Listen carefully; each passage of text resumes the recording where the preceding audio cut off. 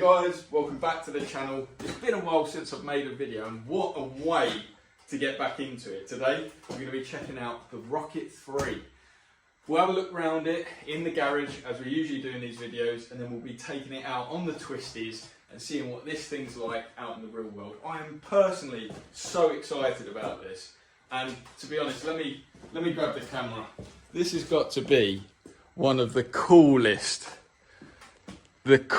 looking bikes on the market. I mean, just look at this thing. It really does just ooze coolness. Like when you look at it, it's just such a striking looking vehicle.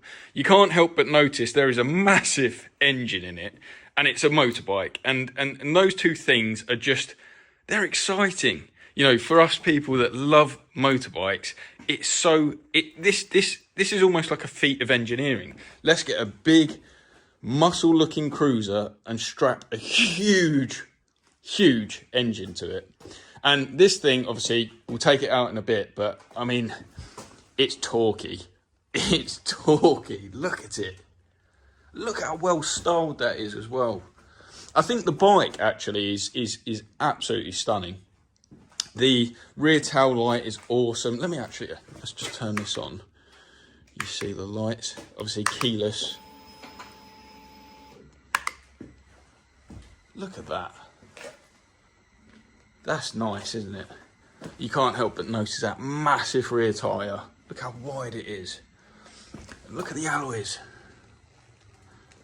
It's just such a well put together bike. There's lots of little things as well, like the lights hit. Let me turn them off actually, because you can't see, but look at the detailing in these lights with the little Triumph logo.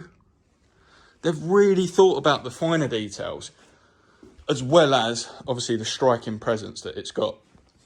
One of the things I personally think is really nice is how they've styled this radiator here. Look at that. That's got a very prestigious look to it.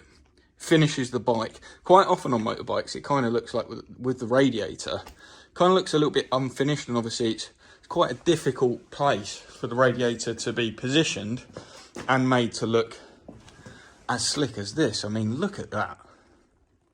Obviously, you've got the big Brembos up front, dual disc. Look at the engine.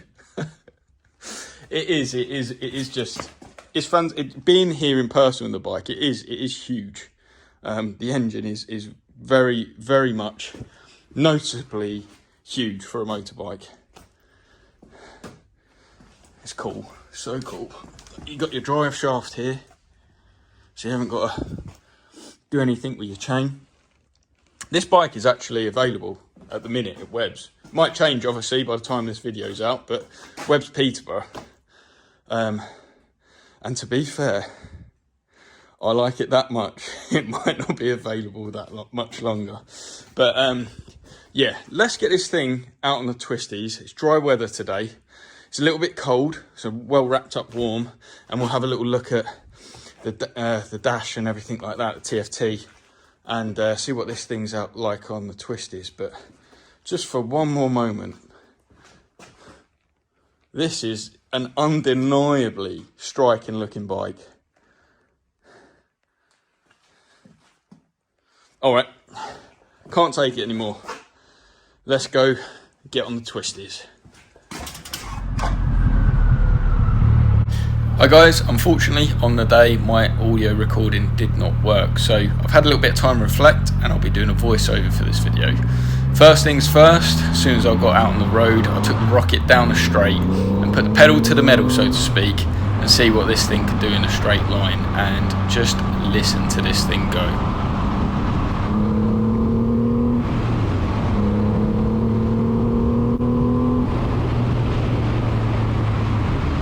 I mean, at the time, you could not, literally, I mean, I was just laughing in the helmet. It is hilariously funny. It just doesn't make sense. The physics of the bike and the way this thing moves is just unreal. And the sound of the engine is absolutely amazing. It's an absolute peach. It is literally like an arrow in a straight line as well. It's Funny enough, it's a bit like a rocket. I had to get that in somewhere.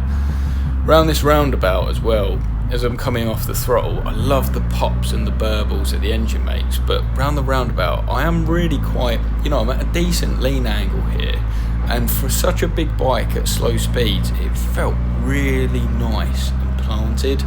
Get back on the throttle here, and again, just the smile on my face that I had was just unreal.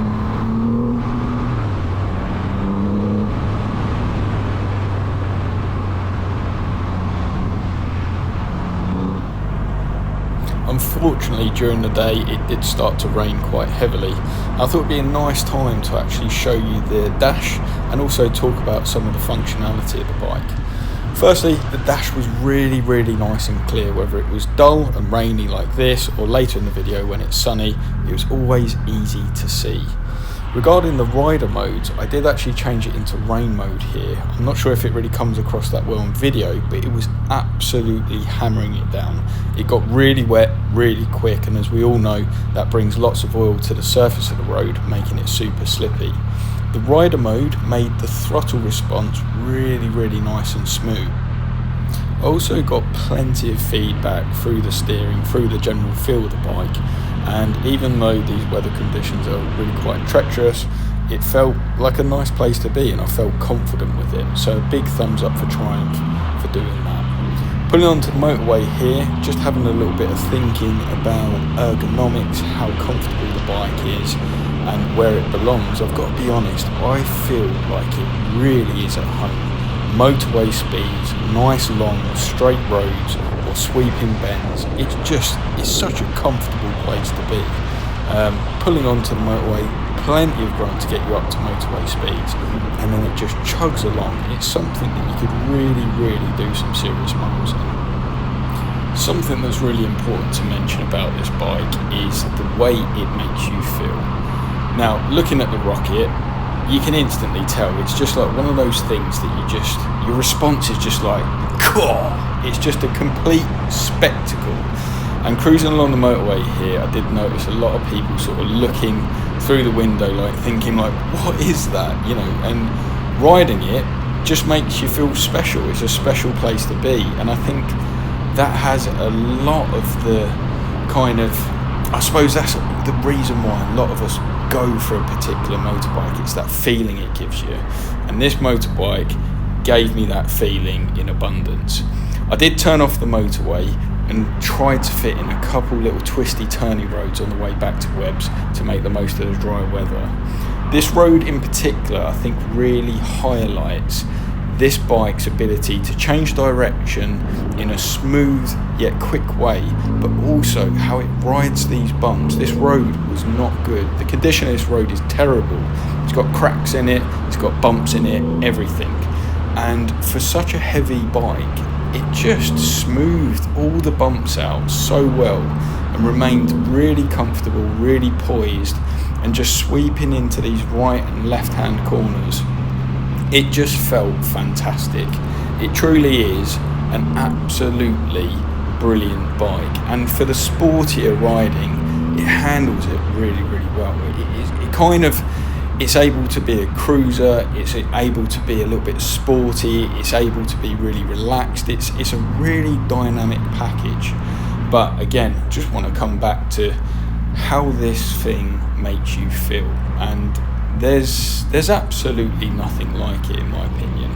And it just looks cool, like, just the way you sit on it, the handlebar position, everything about it is just so cool. I think also the engine character, so what I mean by that is its playfulness, its ability to be kind of subtly extremely fast. It's almost difficult to describe it.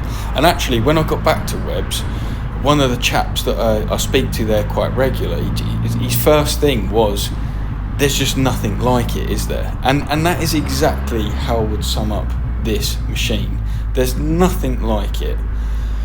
I truly am genuinely thinking of buying one of these. I currently ride a BMW R1250R, but something about the specialness, the theatre with the bike, the way it looks, the way it feels, the way it handles, and obviously the fact that it's got a 2.5 litre or nearly 2.5 litre engine in it. It's just it's incredible.